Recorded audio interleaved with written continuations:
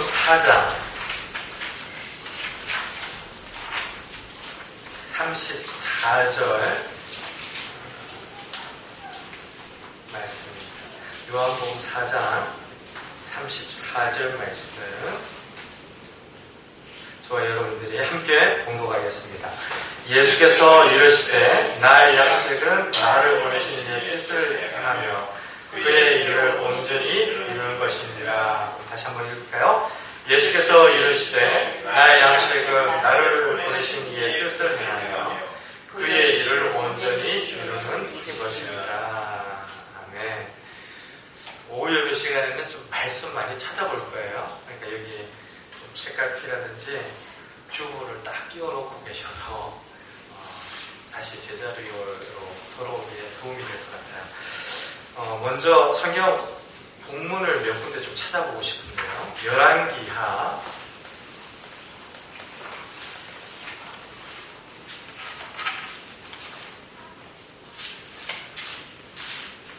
5장 9절 11절 말씀,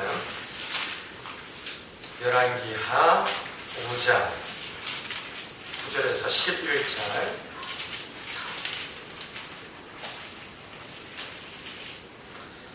우리 같이 한번 읽겠습니다. 9절부터 읽습니다. 나아만이 이에 말들과 병거들을 거느리고 이르러 엘리사의 집 문에 서니 엘리사가 사자를 그에게 보내되 너는 가서 요단강에 몸을 7번 씻으라.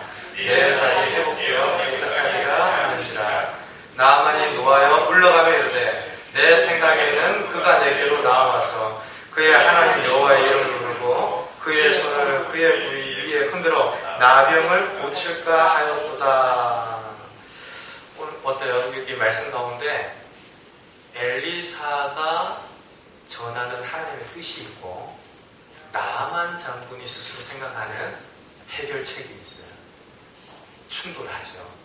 이와 같은 갈등들이 성도에게도 살면서 수없이 찾아오는데요. 나만의 생각은 어떻게 시작하고 있습니까? 내 생각에는 이라고 시작을 하죠. 근데 엘리사는 그 말들과 병거들 거느리고 의기양양하게 나에게 찾아왔는데 하나님의 도움을 받으려면 내려와라. 일단 그 말들 위에서 막 장군 행세하지 말고 내려와서 저 요단강에 가서 씻으라라고 이야기해요. 지금 나만은 자기 생각을 가지고 분노하고 이렇게 사랑설레하다가 결국에는 말에서 내려와서 요단강에 씻고 병 고침을 받게 되죠. 근데 지금 엘리사가 요단강에 가서 씻으라라고 했는데 나아만이 아니 자기네 나라에도 더 깨끗한 강이 있는데 왜 요단강이냐 그래요. 근데 여기에 비밀이 있습니다. 이 요단이라고 하는 강의 이름에는요, 내려가다라고 하는 동사에서 파생된 단어, 그것이 그 강의 이름이에요. 그러니까 말 위에 앉아 있어서는 절대 도달할 수 없는 지점이에요. 요단강에 가서 씻으려면 말 위에서 내려가 순종할 때라야만 도달할 수 있는 지점이 요단강이에요. 그러니까 엘리사가 요단강에 가서 씻으라라고 할 때 저는 어렸을 때 그렇게 생각했어요. 요단강에 진짜 영음함이 있나 보다. 예전에는 막 생수도 팔고 어디 뭐 강물도 팔고 그랬다는데 그게 황당한 세상 사람들의 이야기가 아니라 교회에서도 그랬다잖아요. 근데 약간 이단으로 빠져서 그게 좀 잊혀지고 했지만 실제로 무슨 생수라든지 뭐 이런 것들이 그런 뭐 기도원이라든지 이런 데서 팔고 뭐 이런 일들도 있었어요. 제가 생각할 때는 요단강이 뭐 특별한 곳인가 보다.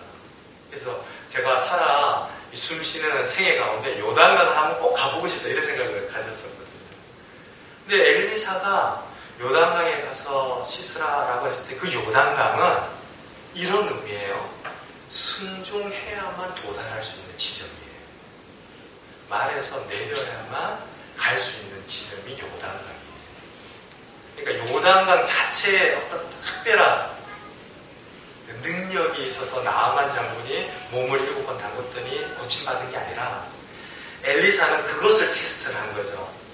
하나님 말씀에 순종할 때 도달할 수 있는 지점이 있는데 순종을 하는가 하지 않는가, 순종을 해서 하나님께 주권이 있음을 인정하는가, 아니면 내 생각에는 끝까지 고집을 부리는가, 그것을 테스트를 했던 거예요. 여기서 순종이라고 하는 것은 하나님이 우리를 데려가시고자 하는, 우리에게 주시고자 하는 어떤 목적지, 방향, 결과이기도 하구나라는 것을 생각해 볼 수 있는 본문이죠.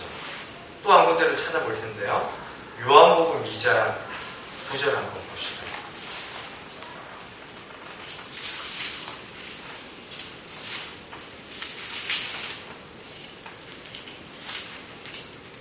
같이 읽을까요? 요한복음 2장 9절.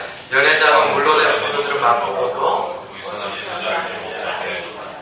물돈 하인들은 알더라. 연회장이 신랑을 불러.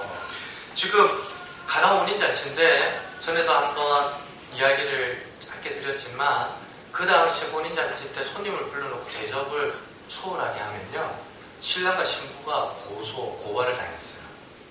그러니까 잔치를 벌려서 아주 멀리에서 짐 싸들고 무슨 선물 들고 애들 데리고 왔는데 음식도 제대로 갖추지 않았다, 준비가 부족했다. 그럼 오늘날에도 음식 떨어지면 아무리 그 결혼식이 이쁘고 사람들이 많이 모여도 끝나고 나서 좀 그렇잖아요. 근데 그 당시는 이게 고소로까지 이어질 만큼 심각한 문제였는데 거기에 포도주가 떨어졌다. 비극적인 일이죠. 근데 예수님께서 결국에 물을 포도주로 바꾸어 주셨어요. 근데 그 잔치를 담당하던 연회장은 야, 이렇게 맛있는 포도주가 어디서 왔냐? 몰라요. 그런데 누구는 안다고요? 물돈 하인들. 이 물돈 하인들이 굉장히 인상적이잖아요. 그래서 제가 예전에 사역하던 교회에 뷔페 식사 대량으로 식사하는 업체를 경영하시던 집사님이 계셨는데 그 집사님뿐만 아니라 같이 이제 하시는 분들 중에 업체 이름이 물돈 하인들 이런 이름이 있었어요. 그러니까 그 결혼잔치 전문적으로 하는 식사업체에 이제 물돈 하인들 이름 붙인 것은 이 대목이 굉장히 인상적이었기 때문인데 여러분들은 어떠세요? 연회장을 모르는 비밀을 순종하는 사람은 알아요. 순종은 비밀한 일을 경험하도록 하고 깨달아 알게 하는 능력이 있죠. 순종이 약속된 어떤 지점으로 데려가는 하나님의 방법이기도 하고 하나님이 행하시는 놀라운 일들의 비밀을 경험시켜주는 선물이기도 해요. 또 한 군데 찾아볼게요. 마가복음 8장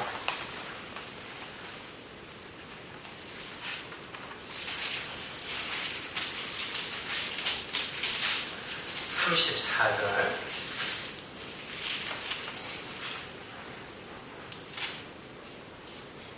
같이 한번 읽죠. 마가복음 8장 34절.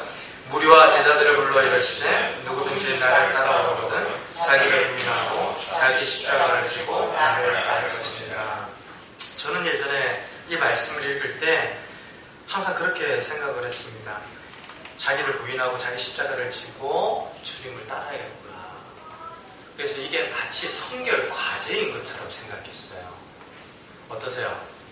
자기를 부인할 게 쉬우세요? 어려우세요? 팔이 바깥으로 굽어지시는 분 있으세요? 안으로. 그렇죠. 본능적으로 나를 생각하게 되죠. 내가 감기 걸렸다고 막 힘들어해요. 근데 제 옆에는 정말 더 아픈 사람들이 있어도 감기 걸린 나를 본능적으로 생각하는 게 대부분의 사람들이죠.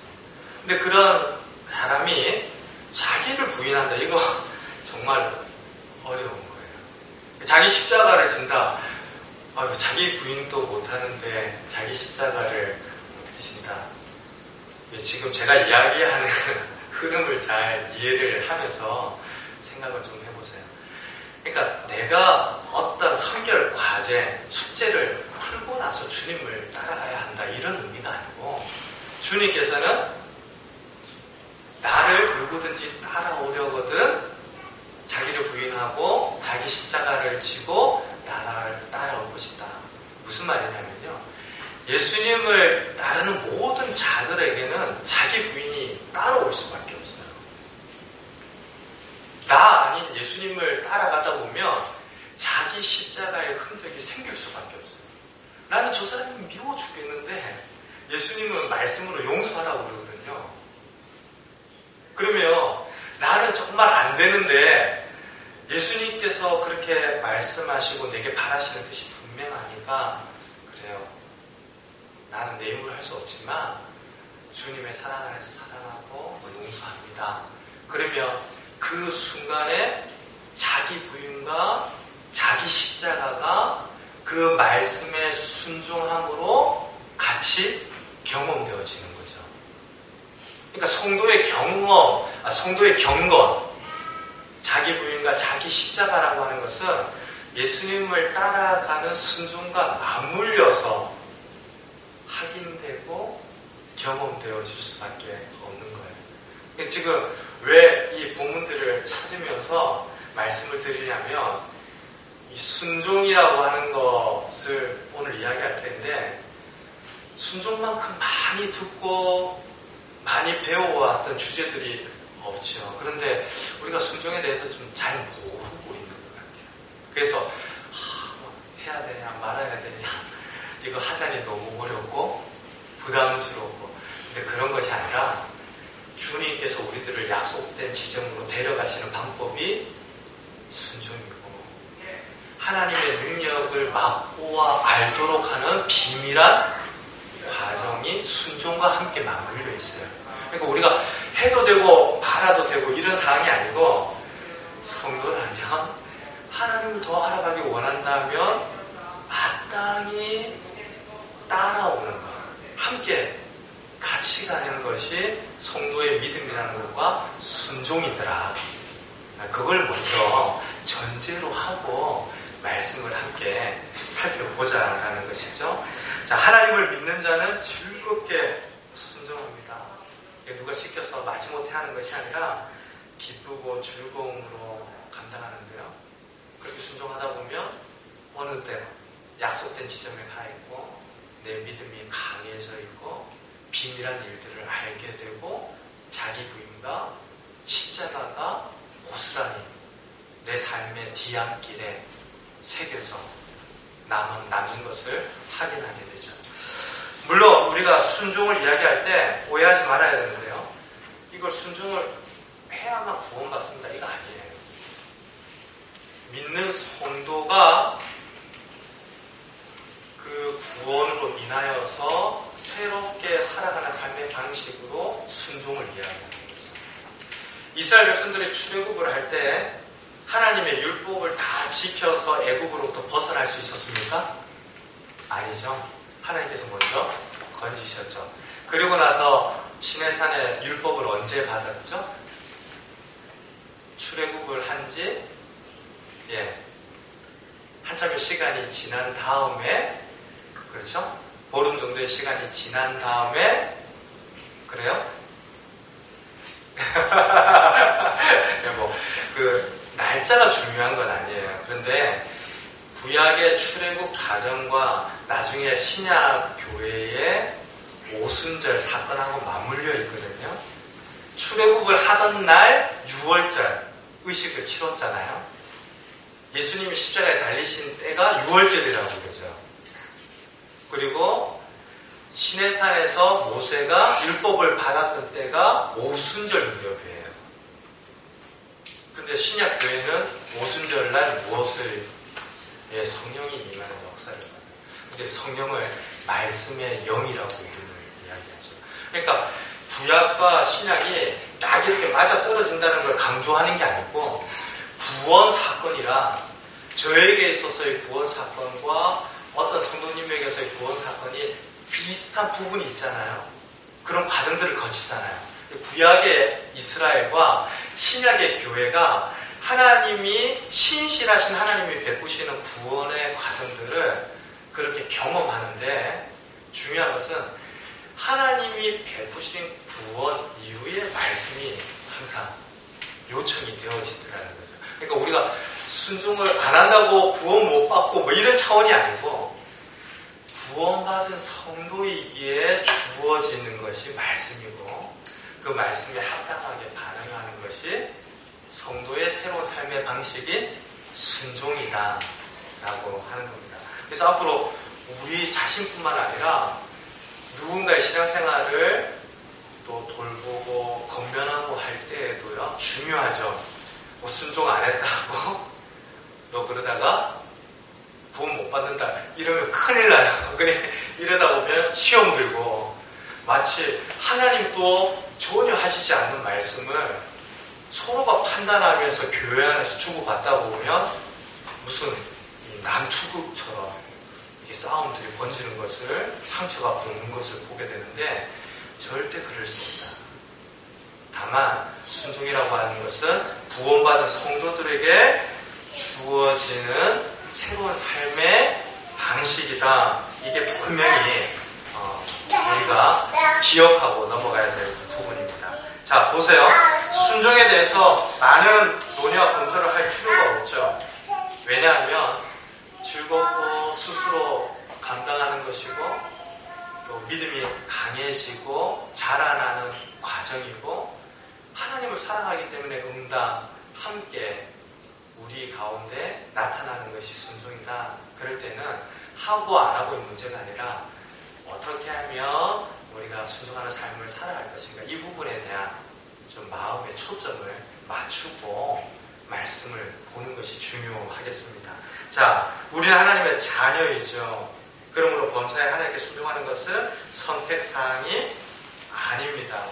우리가 순종하며 살아야 할 근거가 무엇일까요? 요한복음 10장 27절 보시죠.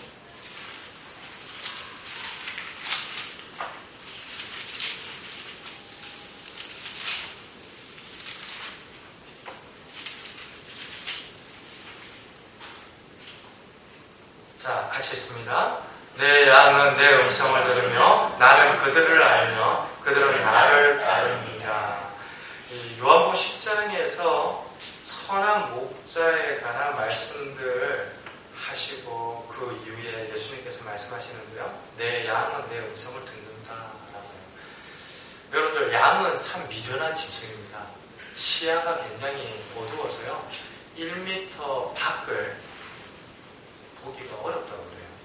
그래서 양을 돌보던 이 오래된 목자가, 양과 목자라는 책에서 그런 이야기를 했는데, 그 팔레스타인 지역의 양만큼이나 누군가의 돌봄을 필요로 하는 짐승은 없다. 막 털이 나중에 자라면 막 스스로를 찌르고, 눈은 어두워가지고 한 마리가 길을 잃으면 몽땅 다 잃고, 그래서 이 주의 지팡이와 막대기로 나를 안위하시나이다 라고 하는 다윗의 고백은 진짜 양을 아는 사람이에요. 양이 정말 미련하고 스스로를 보호할 장치가 없다는 것을 아는 사람이 한 고백이다라고 이야기를 하죠. 근데 그런 미련한 양이 이스라엘 백성, 하나님의 자녀, 성도들의 예표, 어떤 상징이 될 수 있는 유일한 이유 중에 하나가 목자의 음성을 기가 막히게 알아듣는 거예요. 그래서 지금 요한복음 10장에 해당되어진 배경이 이런 배경이거든요. 마을에 여러 목자가 있어요. 근데 이 목자는 대부분 자영업자가 아니에요. 위인된 목자들이죠. 전문 목자들이 가능성이 큰데요. 그러니까 나에게 맡겨진 양 10마리, 뭐 나에게 맡겨진 양 20마리, 뭐 이 양들을 데리고 주인의 양을 위탁받아서 이제 목양을 하는 거죠.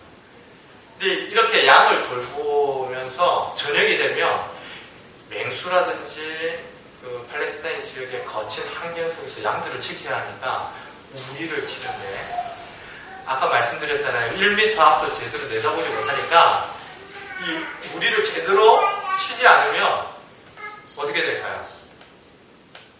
헤매겠죠. 우리인지 우리 밖인지 이걸 모르고 울타리 밖으로 막 도망가고, 그래서 길 잃은 양의 비유도 나오는 것이고.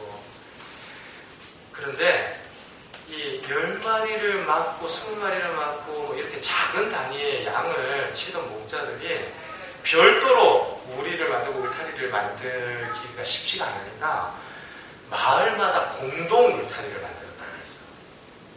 그래서 이 목자의 양, 저 목자의 양 다 집어넣고 풀어놓고 방목을 하고 야영을 시켰다가 다음날 목자가 일어나서 또 푸른 풀이 있는 곳으로 움직이게 될 때 목소리를 낸다고 해요.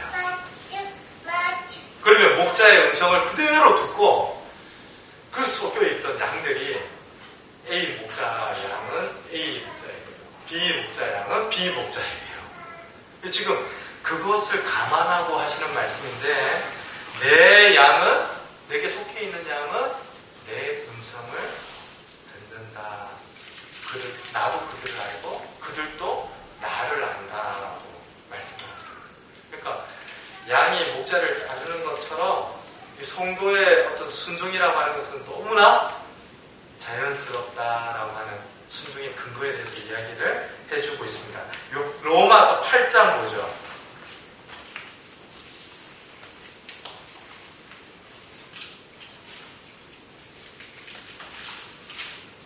로마서 8장 7절에서 8절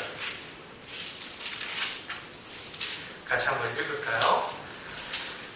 육신의 생각은 하나님과 원수가 되나니 이는 하나님의 법에 굴복하지 아니할 뿐 아니라 할 수도 없습니다. 육신에 있는 자들은 하나님을 기쁘시게 할 수 없느니라. 아까 나아만 같은 경우를 생각해 보십시다. 내 생각에는 우리나라에 더 깨끗한 강이 있고, 지금 엘리사가 나와서 내 항구에 손을 얹고, 지금 나병이잖아요.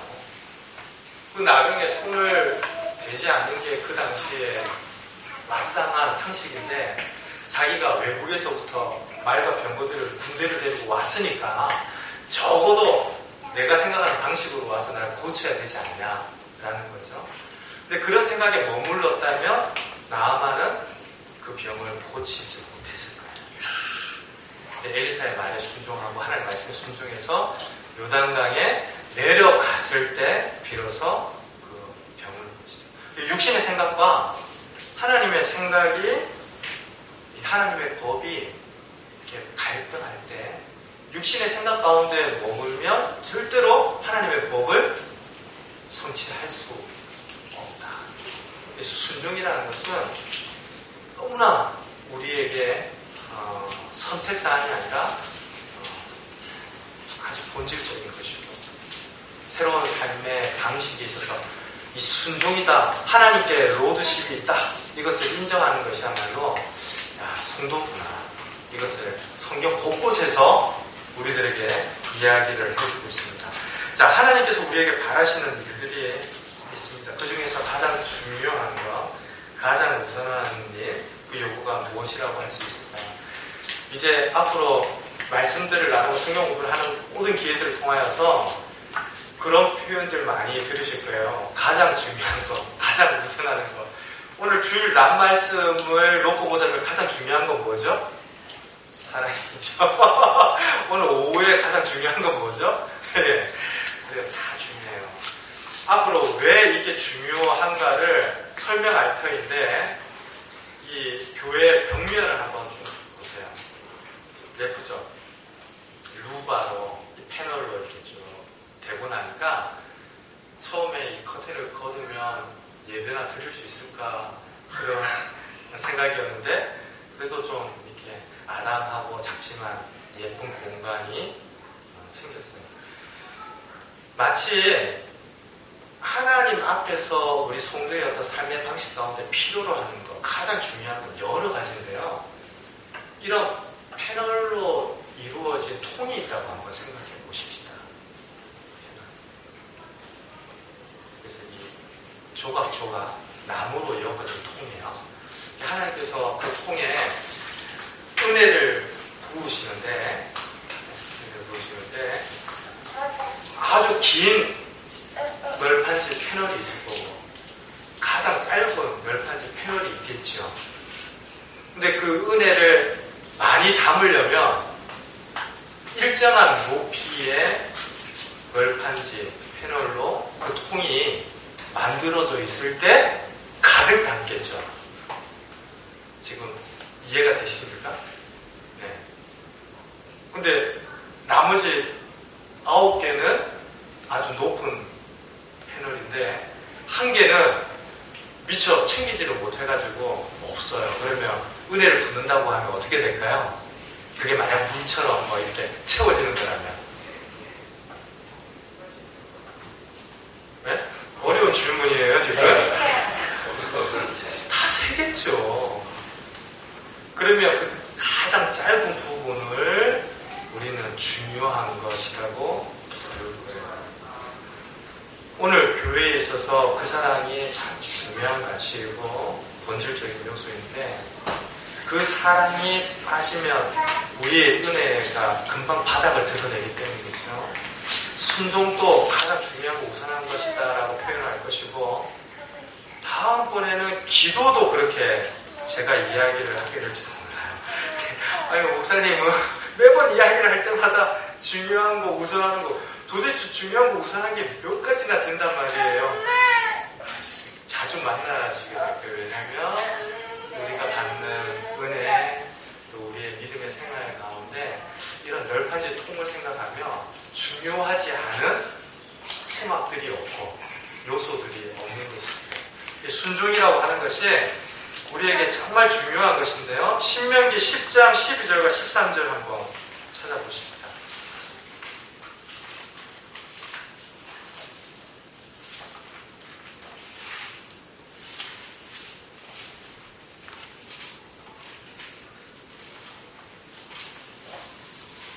같이 읽겠습니다. 이스라엘아, 내 하나님 여호와께서 내게 요구하시는 것이 무엇이냐? 곧 내 하나님 여호와를 경외하며 그의 모든 도를 행하고 그를 사랑하며 마음을 다하고 뜻을 다하여 내 하나님 여호와를 섬기고. 자, 이와 같이 하나님께서 요구하시는 이유가 무엇일까요? 비로소 하나님께서 말씀하신 바들을 순종하고 따를 때 가나안 땅에 갈 수 있어요. 그리고 가나안 땅에 가는 과정 중에 물돈 하인들만 아는 비밀처럼 하나님께서 우리의 신과 옷을 패이지 않도록 하셨고 하늘에서 만나를 내리시고 광야에서 40년을 지나도록 하나님께서 우리들을 돌보셨다라고 하는 그 비밀한 경험들을 가지고 가나안에 들어가게 되죠. 순종할 때라야만 하나님이 하시는 일이 돼요. 그러니까 이것이 하나님의 정말 중요한 요구이고 가치다라고 하는 것을 다시금 보는데요. 순종이라고 하는 것은 다른 누구를 위한 요구사항이 아니라 나를 위한 하나님의 선물이다. 여러분들 어떠세요? 나를 위한 선물이다. 이거 좀 쉽게 받아들여지십니까? 내 생각에는 하고 부딪히는 경우도 있겠고 조금 더 지혜롭다면 나보다는 하나님이 더 탁월하십니다. 나보다는 하나님이 더 신실하십니다. 나보다는 더 하나님이 지혜로우십니다. 라고 순종을 택하겠죠. 왜냐하면 그 순종이 나 자신을 복되게 하는 하나님의 선물이고 나를 약속된 지점에 데려가는 하나님의 방법인 줄 알기 때문이에요. 우리는 제각각 전공들이 있어요. 저마다 그 담당하는 분야들이 있습니다. 근데 아실 거예요. 그 분야에 나가면 내가 부러워할 만한 성취와 결과들을 가지고 있는 사람들이 있죠. 물론 나보다 조금 뒤따라오는 분들을 만날 때는 마음이 우월감도 있을 수가 있겠고 안도감도 있을 수 있겠지만 늘 그 분야에 가면 나보다 앞서가는, 그래서 제가 그런 모습들 가운데에서 뼈저리게 경험한 게 내가 아는 것은 여기만큼이구나 이런 거예요. 여러분들은 어떠신지 모르겠어요. 내가 아무리 잘해도 내가 잘할 수 있는 범위만큼이구나. 이거 마치 해변가에 모래가 가득한데 내가 나만큼의 숟가락을 들고 세상을 다 이해하는 것처럼 해서는 안 되겠구나. 저는 그런 부분에서 부딪히면서 하나님 말씀의 어떤 넓이와 깊이들을 뼈저리게 사모하고 더 이렇게 간절함을 가지고 대하게 된 계기가 있었는데요. 내 크기라고 하는 거, 내 수준이라고 하는 거, 항상 하나님이 나보다 더 옳구나, 정확하구나, 더 탁월하시구나. 그러다 보면 순종이라고 하는 것이 나를 하나님처럼 하나님의 형상과 모양을 회복시키시는, 또 하나님이 약속하신 것들을 누리게 하시도록 바라시는 나를 위한 선물이다라는 것을 깨닫게 되죠. 이것은 어떤 성도의 이야기에 귀를 기울이자는 거 아니에요. 어느 권사님, 어느 장로님, 어느 목사님의 말씀에 귀를 기울이자는 것이 아니라 하나님 말씀에 전하는 저나 듣는 성도들 모두가 이 말씀이 하나님 말씀이라는 것을 깨달을 때마다 나를 위한 선물이구나 라는 것을 알자는 것입니다. 자, 우리는 다른 누구보다도 예수님께서도 이 땅에서 순종하면서 하셨다라는 사실을 좀 주목할 필요가 있는데요. 하나님의 아들로 오셨으니까 우리는 순종이 부담스럽고 그랬지만 예수님은 뭐 자연스럽지 않았겠느냐. 근데 예수님께서도 순종하시면서 그것을 기뻐하시고 즐거워하시고 또 그 본을 우리들에게 보여주시면서 사시더라. 그래서 한적한 곳에 새벽 미명에 기도하러 가실 때에 누가복음 같은 경우는 습관을 쫓아 기도하러 가시더라. 근데 그 습관은 오랜 시간 빚어진 어떤 삶의 양식 이야기하잖아요. 순종이라고 하는 것이 오랜 한 방향으로서의 순종이 결국에는 예수님의 생애 가운데 나타나는 순종과 똑같았다.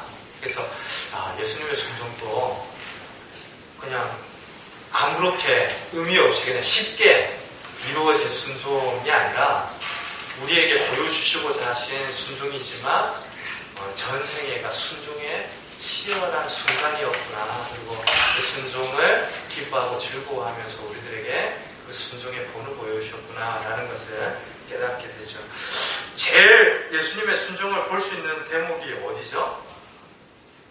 성경 말씀 곳곳에 나타나 있지만 가장 예수님의 순종을 우리가 잘 확인하게 되는 사건이 십자가 사건입니다. 저와 여러분들이 이번 주 이미 사순절이 시작이 되었는데 다음 주면 종료주일이고 그 다음 주일 예배를 마친 이후부터는 고난주간이고 그 다음 주가 부활주일이었어요.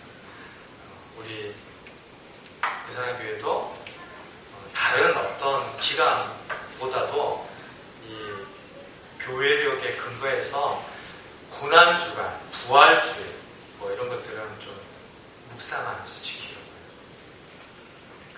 예수님께서 순종을 가장 잘 보여주신 사건이 십자가인데 십자가 지시기 바로 전에 예수님께서 감람산에서 기도를 하시잖아요. 어떤 기도를 하십니까?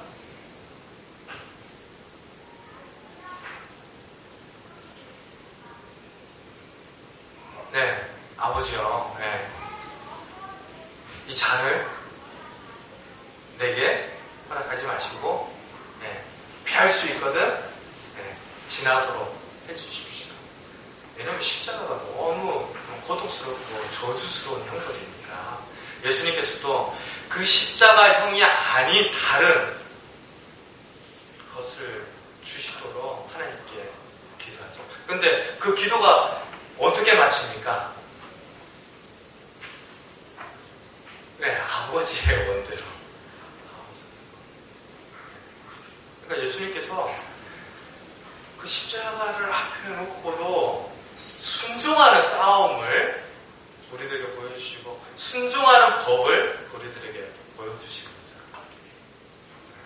그만큼 나의 뜻이 아니라 내 생각이 아니라 하나님 아버지의 뜻, 하나님 아버지의 방법대로 해주시기를 우리들에게 그 순종의 삶을 통하여서 보여주셨는데요. 그 빌립보서는 예수님께서 이 땅에 오셔서 십자가를 지신 것을 본받으라라고 성도들에게 이야기합니다. 그리고 십자가를 지시고 죽기까지 복종하였다라고 하는 것으로 예수님의 생애 전체를 요약하듯이 이야기를 해요. 그것을 본받으라, 예수 그리스도의 마음을 본받으라라고 하면서 교회 가운데 나타날 하나님의 말씀에 복종함으로써 성도로 살라라고 하는 것을 이야기하는 거죠. 자, 예수님께서도 그와 같이 여러 곳에서 본을 보여주셨는데요. 요한복음 14장 우리 말씀을 통해서 다시 한번 좀 보죠.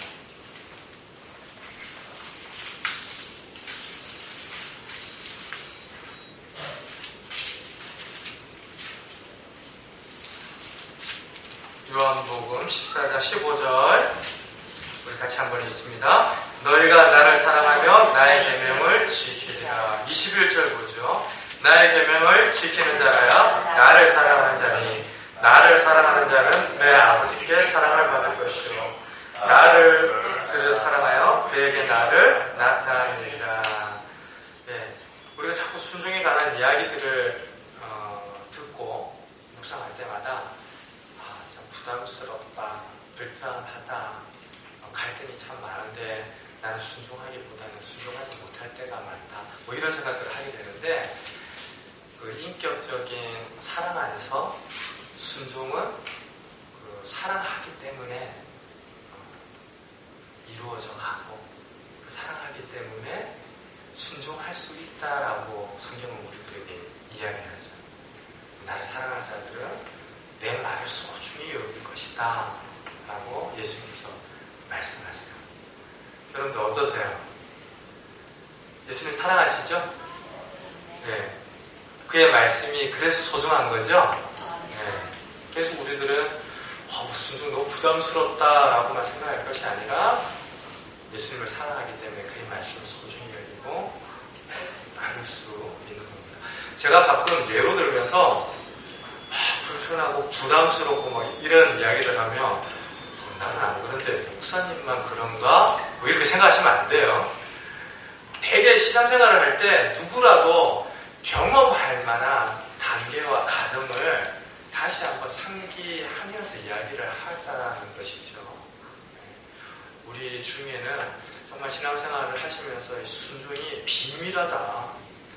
순종할 때 내 영혼에 진짜 큰 기쁨이 있다는 것을 경험하고 누리시는 분들도 계실 것이고, 나보다 하나님이 더 탁월하셔서 내가 내 생각과 하나님이 부딪힐 때는 나는 딱 이제 절대적으로 하나님이 맞다라고 그렇게 결단했어요. 뭐 이런 분들도 계실 거예요.